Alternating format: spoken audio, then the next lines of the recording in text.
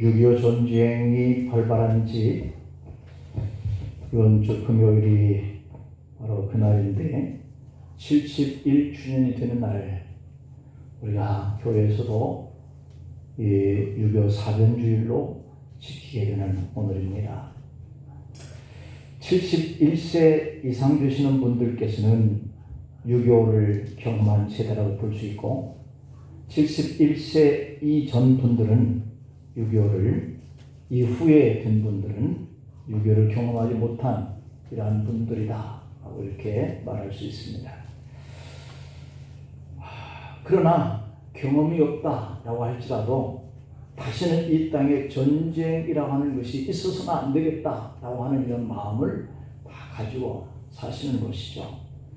누군가 용서는 하되 잊지는 말자라고 하는 말을 한 이런 말들이 이렇게 떠오릅니다. 왜냐하면 이 전쟁이라고 하는 것을 잊으면 역사 속에 다시 재현될 수도 있는 실수를 우리가 범할 수 있기 때문인 거죠. 다시는 이런 일이 일어나지 아니하도록 이 6.25의 뼈아픈 역사적인 이 비극을 우리가 기억하면서 기도의 무릎을 꿇어야 되겠다라고 하는 생각을 우리가 갖자, 다짐하자 하는 이러한 주입니다. 6.25 전쟁이 유엔군의 참전을 통해서 승리로 끝나는 것은 참으로 우리에게 감사할 일입니다. 왜냐하면 남한과 이 북한의 이 전력을 비교해 보면 그 당시에 비교가 안 됐었다라고 하는 점이에요. 그 당시 남한은 총 병력이 10만 4천 명에 불과했다는 겁니다. 그러나 북한은 20만 3천 명이나 되었어요. 남한의 병력이 2배나 더 많았던 것입니다. 그리고 그들은 5년 동안 철저하게 준비했던 것이고 우리는 계속해서 8월에 분쟁이 있었던 이 남한의 실정을 비교해 보면 당연히 마음먹고 그 많은 배나 되는 그 군대를 몰고 왔다라고 하는 것은 우리가 당해내기가 힘들었을 것이다 라고 하는 생각을 할 수가 있죠. 적은 군대로 큰 군대를 상대로 이길 수 있는 일은 힘들다라고 하는 것을 우리가 알 수 있죠. 그래서 남한에는 탱크나 자주포가 한 대도 없었다고 하니까 우리나라의 군비 정도는 우리가 가히 짐작이 됩니다. 그런데 북한은 탱크만 240대, 이 자주포가 176대를 보유했었다는 겁니다. 전투기만 하더라도 남한은 연락기 정도, 이런 정도를 포함해서 22대의 정도에 불과했고 북한은 211대의 비행기를 보유했었다고 합니다. 10배 이상의 항복 능력을 가진 쪽이 바로 북한이었죠. 그러니까 이 전쟁은 처음부터 상대하기가 어려운 싸움이었습니다. 전쟁 시작 3일 만에 서울이 북한의 손에 넘어가고 말았어요. 40일 만에 낙동강 하류 부산만 남고 북한의 군함발 밑에 다 밟히고 말았죠.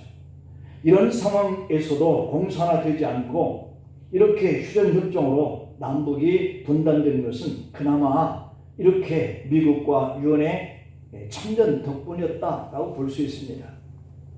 미국을 비롯한 16개국 나라에 참으로 우리가 고마운 마음이 드는 날이 바로 이 6.25 사변이 일어났었던 이 때를 기념하는 오늘이라고 볼 수 있습니다. 보지도 듣지도 못했던 그런 나라에 와서 이 젊은이들이 피를 흘려 죽어간 것이죠. 100만이 이르는 엄청난 수의 사람들이 이 땅에 와서 전쟁을 치르고 수많은 사람들이 죽어가고 실종되고 부상을 당했던 것이 바로 이 6.25 전쟁 때에 일어났었던 일이죠. 이처럼 우리 역사를 보면 한마디로 고난의 역사였고 압제의 역사였고 전쟁의 역사였다라고 말씀을 드릴 수 있습니다. 그런데요, 요즘 외국에 가면 우리나라가 우리 스스로 인식하지 못할 만큼 놀라울 정도로 위상이 달라졌다라고 하는 겁니다. 몇 년 전만 해도 메이드 인 코리아라고 하면은 그 질에 비해서 가격 경쟁력이 좋은 이른바 질 좋은 중저가 제품을 만드는 그런 나라 정도 그렇게 인식이 되었었지만은 그러나 요즘에는 메이드 인 코리아라고 하면은 최고급 첨단 그런 제품들을 만드는 나라라고 얘기를 하고 있다고 그럽니다. 경제의 11권 이것이 그대로 말을 해주고 있는 것이죠. 그러나 과거 우리 민족은 눈물과 한이 많은 그러한 민족이었습니다. 오늘 본문에 보면 또 다른 눈물이 나옵니다. 이 눈물은 바로 느헤미야가 자기의 민족과 이 국가에 당한 그 아픔을 보고 흘린 눈물입니다. 느헤미야는 바벨론의 포로로 잡혀갔습니다. 그런데 노예로 잡혀갔던 그가 출세를 합니다. 왕궁에서 왕의 술 시중을 드는 관원의 위치에까지 있었던 것이죠. 성공한 덕분에 당연히 그의 삶은 안락한 삶을 누리게 되었습니다. 보통 사람들은 이렇게 성공하면 나의 이 평안한 삶을 누리는 것에 만족하고 다른 일쯤이야 신경도 쓰지 않을 수도 있는 것이죠. 더군다나 타국에까지 가 있는 사람인데. 그런데 느헤미야는 달랐다라고 하는 겁니다. 지금 평안으로 만족할 수가 없었다는 것이죠. 만족할 수 없는 그의 고민은 고국에 대한 염려와 걱정 때문이었습니다. 그는 나라와 민족을 생각했고 하나님의 뜻을 생각하면서 고민했습니다. 자기는 타국에서 성공을 했지만 그러나 고국의 그리움으로 삶의 갈증을 늘 안고 살았었어요. 그러던 중 어느 날 예루살렘에서 찾아왔던 이 사촌 동생인 하나님으로부터 고국에 대한 슬픈 소식을 듣게 됩니다. 그 소식은 나라가 침공을 당했고 예루살렘은 불탔고 성벽은 무너졌고 백성들은 그것으로 인해서 시름에 잠겨서 탄식하고 있다라고 하는 내용이었습니다. 보통 사람 같으면 옛날에 붙잡혀 오기를 참 잘했다. 이러한 침략을 통해서 고통받는 거 면했으니 얼마나 좋냐라고 생각할 수 있었을 겁니다. 여러분 1960년대 미국으로 이민 간 어느 장로님이 주일날 예배 때 강단에 올라가 이렇게 대표 기도를 했다고 합니다. 전쟁의 위험이 상존하고 지옥 같은 한국 땅을 떠나서 천국 같은 이 땅에 와 살고 있음을 감사드립니다 라고 했다는 거예요. 그렇습니다. 지금도 이 땅에 이런 사람이 있을는지는 모르겠어요. 그러나 우리가 코로나 작년 올해 이렇게 겪으면서 우리나라의 그 비행기들을 직접 그 나라에 보내서 올 수 없는 그들을 태우고는 이 모습을 여러분들이 다 봤을 거예요. 이게 우리나라의 지금의 위상입니다. 얼마나 감개무량하고 그 광경을 보면서 내 민족, 내 백성들이 어디에서 어떤 고통을 당하더라도 우리가 비행기를 보내서 그들을 태우고 올 수 있을 만큼 이렇게 성장한 나라라고 하는 이런 위상을 생각할 때 눈물이 안 날 수가 없어요. 전쟁이 상존하고 지옥 같은 한국을 떠나서 이렇게 천국과 같은 미국에 와서 사는 것이 얼마나 감사하느냐고 기도했었던 이 1960년대의 이 삶의 모습과 비교해보면 비교가 안 되는 것이죠. 이런 사람은 우리 한국 땅에 만약에 또 같은 전쟁이 터지면 미국으로 주랭랑을 칠 것이고 이미 나가 있는 사람들은 우리가 그때 참 잘 빠져나왔다라고 전쟁을 구경할 사람들이죠. 하지만 똑같은 환경 속에서 느헤미야는 그렇지 않았다는 겁니다. 느헤미야는 그 소식을 듣자마자 그날부터 금식 기도를 시작했어요. 그리고 눈물로 기도합니다. 고통받는 이 동포들과 이 고난을 만난 이 조국에 내가 함께하고 있지 못한 것을 가슴 아파하면서 울었다라고 하는 거예요. 그 일로 느헤미야는 얼마나 근심이 컸던지 그의 몸을 보고 어느 날 아닥사스다 왕이 네 얼굴이 왜 그러느냐? 라고 물었어요. 네 몸에 병이 없는 것을 내가 아는데 네 얼굴이 왜 그렇게 상해 있느냐? 하고 물을 정도로 금식하면서 기도하면서 눈물로 세월을 보냈던 이 느헤미야의 수척해진 모습 때문이었지. 그때 느헤미야는 왕에게 이렇게 말합니다. 내 나라가 불타고 성벽이 무너지고 내 백성이 탄식하며 눈물로 보내고 있다는 이 소식을 듣고 있는데 제가 어찌 저 혼자만 잘 먹고 평안하게 쉴 수 있겠습니까? 그 말을 듣던 아닥사스다 왕이 어떤 마음이 들었겠습니까? 아마도 내 나라에는 왜 이와 같은 신하 한 사람이 없었을까? 느헤미야는 비록 포로로 잡혀온 사람이지만 그는 이스라엘의 진정한 백성이고 지도자이고 신앙인이다 하는 이런 감동을 받았을 거예요. 그래서 아닥사스다 왕은 내가 너에게 무엇을 도와줄 수 있을까? 느헤미야에게 묻습니다. 그때 느헤미야는 한치 망설임도 없이 왕이시여 저에게 휴가를 주십시오. 그러면 고국에 돌아가 탄식한 내 백성들을 위로하고 무너진 성벽을 재건하고 다시 돌아오겠나이다 말했어요.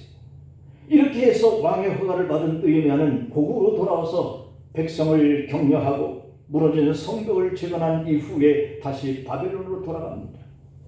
여기서 나라를 사랑하고 백성을 사랑하는 이 느헤미야의 뜨거운 눈물과 무릎 꿇고 기도했던 이 아름다운 신앙의 모습이 곧 저와 여러분들이 나라 사랑을 위해서 무릎을 꿇어야 하는 그러한 교훈을 배울 수 있는 겁니다.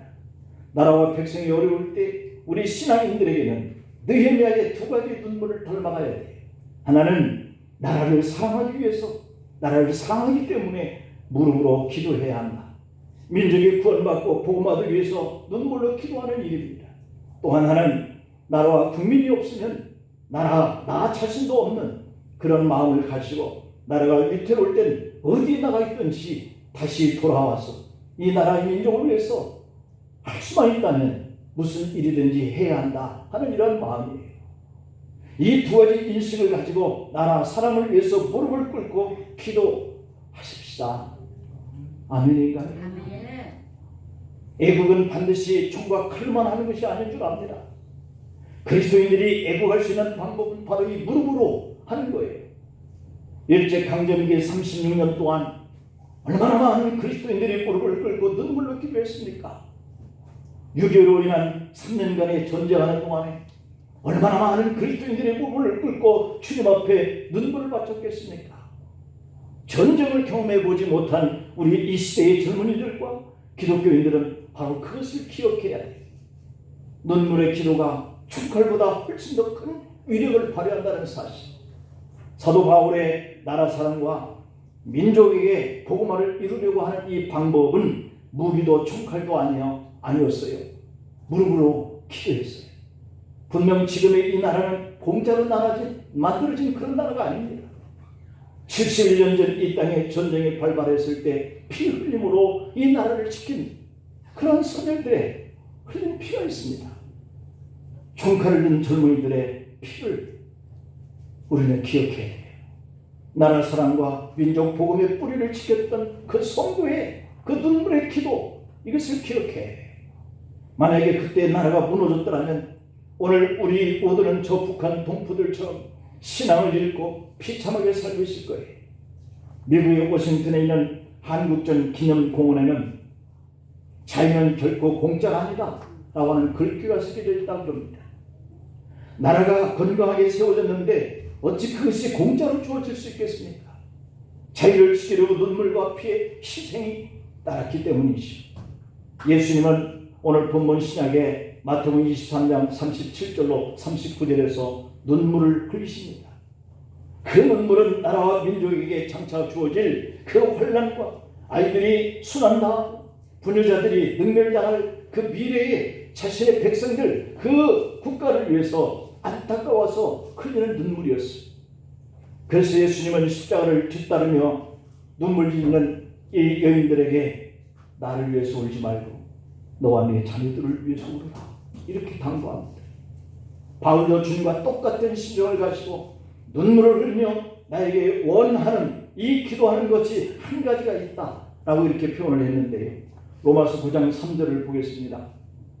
나의 형제 곧 골육의 친척을 위하여 내 자신이 저주를 받아 그리스도에게서 끊어질지라도 원하는 바로라, 이렇게 고백을 하고 있는 것을 볼 수 있습니다. 자, 이렇게 진정한 그리스도인들은 나라와 민족을 위해서 이렇게 무릎으로 기도하는 그러한 삶을 요구하고 있습니다. 예수님은 그것을 가르쳐 주셨고 사도 바울도 그것을 가르쳐 주었고 느헤미야도 그것을 가르쳐 주고 있어요. 그래서 우리도 이 시간에 세 가지를 위해서 결단해 보려고 합니다. 첫째는 이 나라 자유와 안정이 보장되기 위해서 기도해야 되겠다. 무릎으로. 나라는 반드시 평화가 있어야 하고 백성에게는 신앙의 자유가 있어야 합니다. 근데 이것이 다 끊어진 저 북한 사람들을 생각해 보면 우리는 이 자유와 이 평안이 얼마나 감사한지 생각하는 것이, 그래야 우리 후손들이 평안하기 때문이에요. 내 나라가 있어야 평안해지고 세상으로부터 조롱당하지 않습니다. 일제강점기를 받은 그런 우리 선조들은 얼마나 거기서 독립하고 싶어서 자기의 목숨을 내놓고 러시아, 미국으로 유엔으로 달려갔는가? 그것을 우리는 역사 속에서 잘 알고 있지. 왜냐하면 자유가 필요하기 때문에, 평안이 필요하기 때문이었지. 요즘에 북한의 김정은의 모습을 보면 참 안타깝습니다.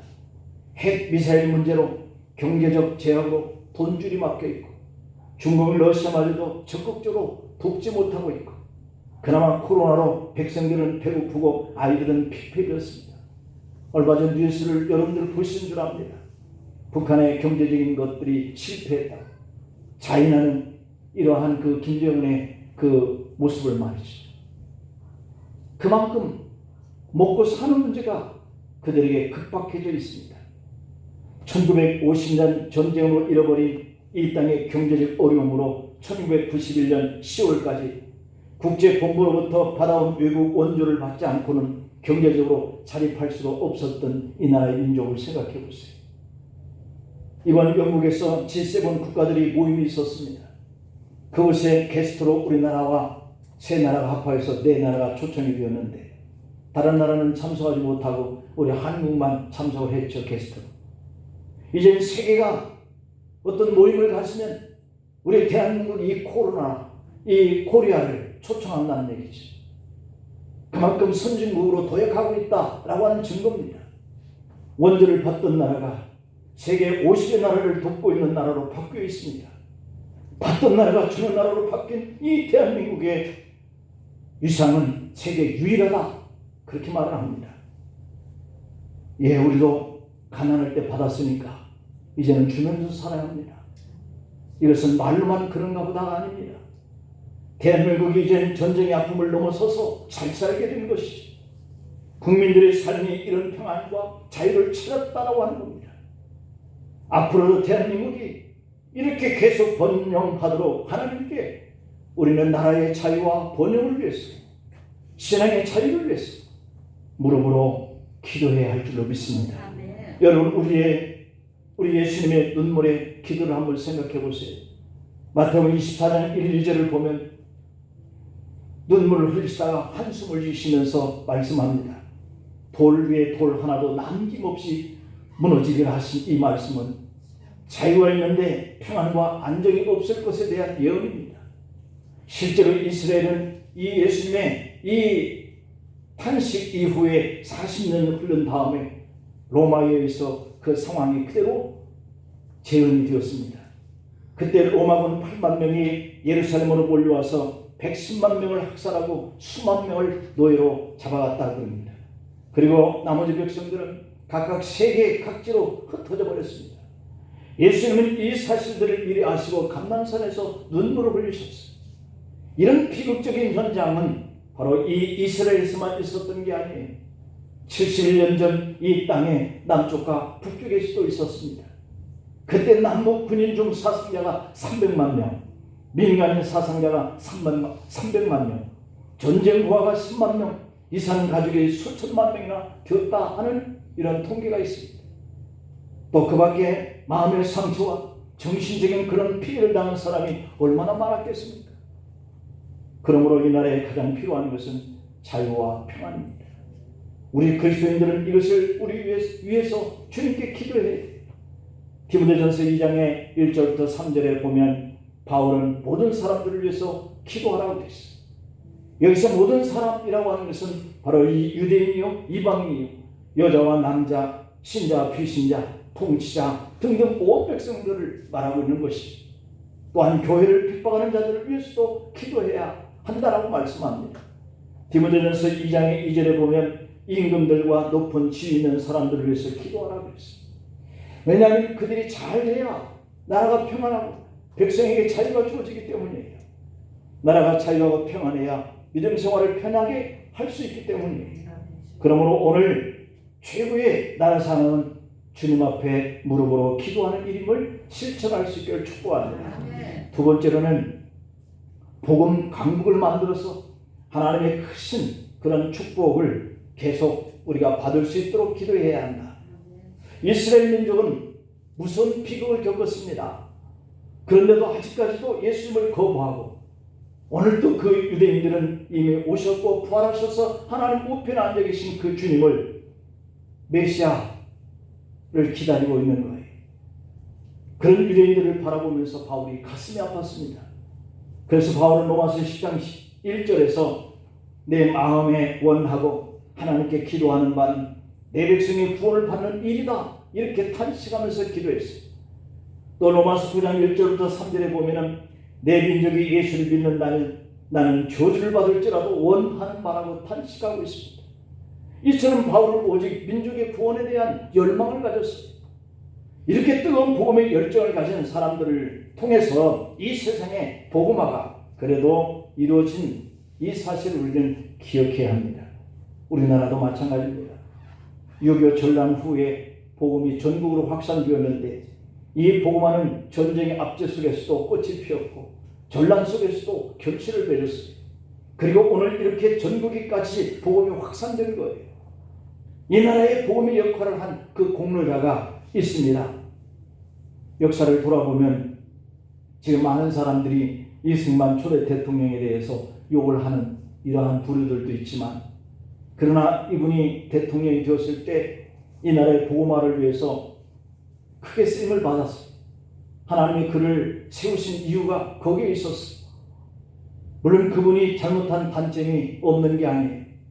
그러나 어떤 사람이든지 통치할 때 장단점이 없는 사람이 누가 있겠습니까?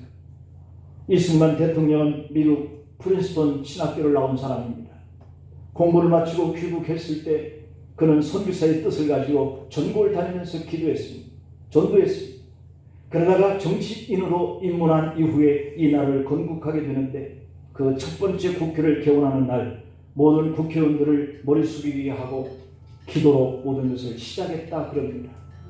또한 그 후에 군의 군목제도를 창설하신 분이 바로 그분이고 학교에는 교목제도를 창설한 분이 바로 그분을 통해서 이루어졌다는 겁니다.